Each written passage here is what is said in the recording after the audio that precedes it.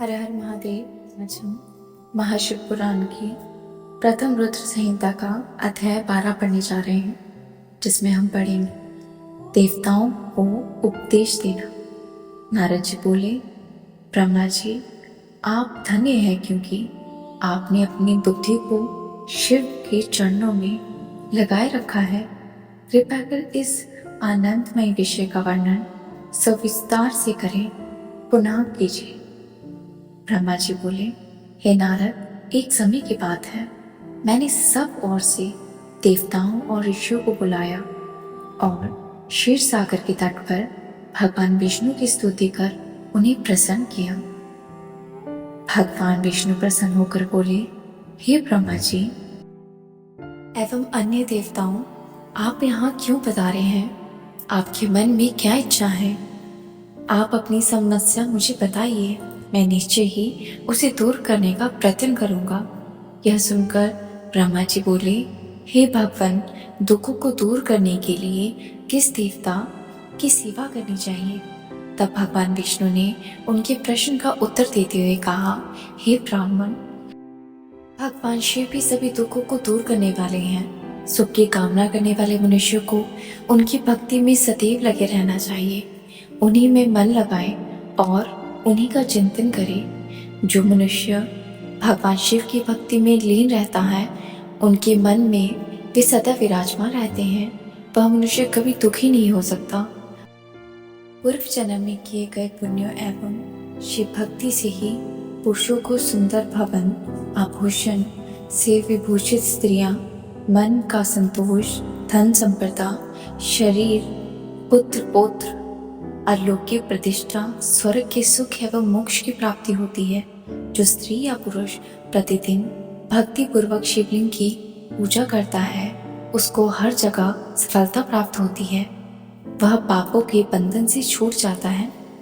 ब्रह्मा जी एवं अन्य गणों ने भगवान विष्णु के उपदेश को ध्यान पूर्वक सुना। भगवान विष्णु को प्रणाम कर कामनाओं की पूर्ति हेतु उन्होंने शिवलिंग की प्रार्थना की। तब श्री विष्णु ने विश्वकर्मा को बुलाकर कहा, हे मुने, तुम मेरी आज्ञा से देवताओं के लिए शिवलिंग का निर्माण करो।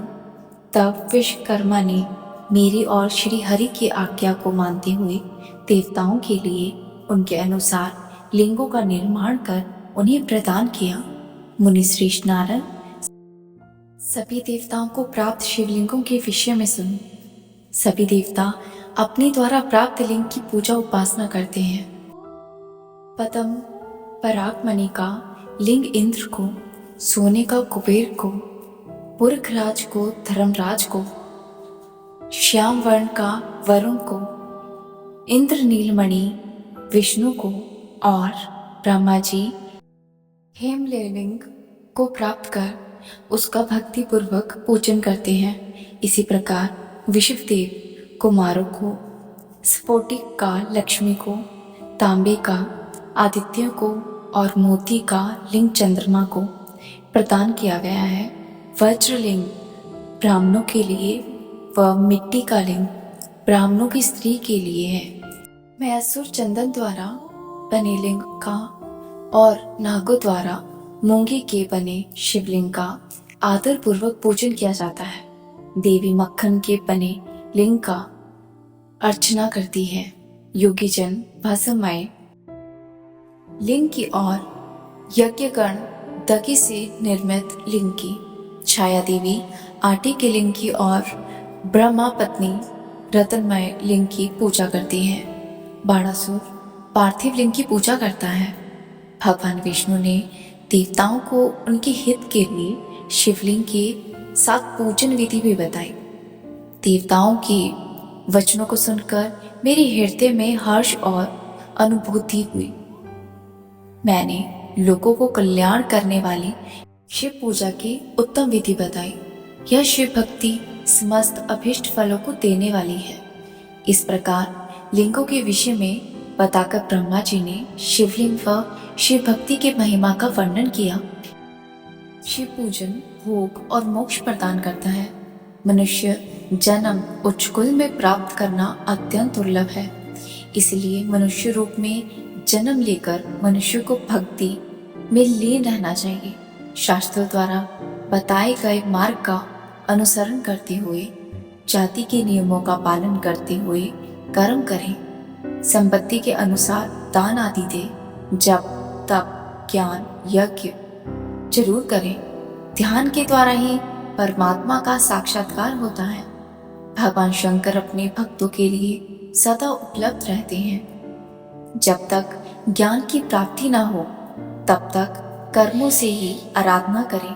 इस संसार में जो वस्तु सत असत रूप में दिखाई देती है अथवा सुनाई देती है, वह परम ब्रह्म शिव के रूप में है। तत्व ज्ञान ना होने तक देव की मूर्ति की पूजा करें। अपनी जाति के लिए अपनाए गए कर्म का प्रयत्न पूर्वक पालन करें। आराध्य देव का पूजन श्रद्धा पूर्वक करें, क्योंकि पूजन और दान से ही हमारी सभी विघ्न व बाधाएं दूर होती हैं। जिस प्रकार मैले कपड़ों पर रंग अच्छे नहीं चढ़ता, परंतु साफ कपड़े पर अच्छी तरह से चढ़ जाता है, उसी प्रकार देवताओं का पूजन अर्चना से मनुष्य का शरीर पूर्णतः निर्मल हो जाता है। उस पर ज्ञान का रंग चढ़ जाता है और वह भेदभाव आदि बंधनों से छूट जाता है। बंधनों से छूटने पर उसके सभी दुख दर्द समाप्त हो जाते हैं और मोह माया से मुक्त मनुष्य शिवपद को प्राप्त कर लेता है। मनुष्य जब तक गृहस्थ आश्रम में रहे तब तक सभी देवताओं में श्रेष्ठ भगवान शंकर की मूर्ति को प्रेम पूर्वक उसका पूजन करना चाहिए। भगवान शंकर ही सभी देवताओं का मूल है। उनकी पूजा से बढ़कर और कुछ नहीं है। जिस प्रकार वृक्ष की जड़ में पानी देने से जड़ एवं शाखाएं सभी तृप्त हो जाती है, उसी प्रकार भगवान शंकर की भक्ति है। अतः वन वांछित फलों को प्राप्त करने के लिए भगवान शिव की पूजा करनी चाहिए। अभीष्ट फलों की प्राप्ति तथा सिद्धि के लिए समस्त प्राणियों को सदैव लोक कल्याणकारी भगवान शिव शंकर की पूजा करनी चाहिए। इससे आगे की कथा हम अगले अध्याय में पढ़ेंगे। तब तक के लिए हर हर महादेव।